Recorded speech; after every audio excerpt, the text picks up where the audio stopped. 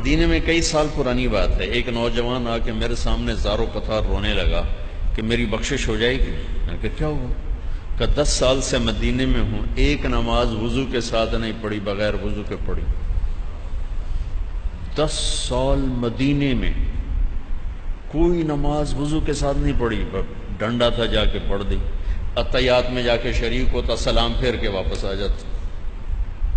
تو تمہارا بیان سنا کیسٹ میں، تو پھر مجھے پتہ چلا کہ میں تو تباہ ہو گیا۔ تو اب تمہیں ڈھونڈ رہا تھا کہ کوئی تم بتاؤ کہ کیا میری توبہ قبول ہے۔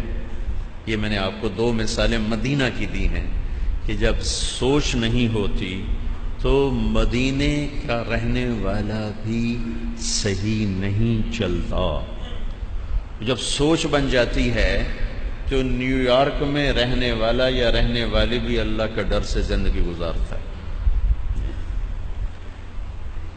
اب آج کی سوچ کیا ہے؟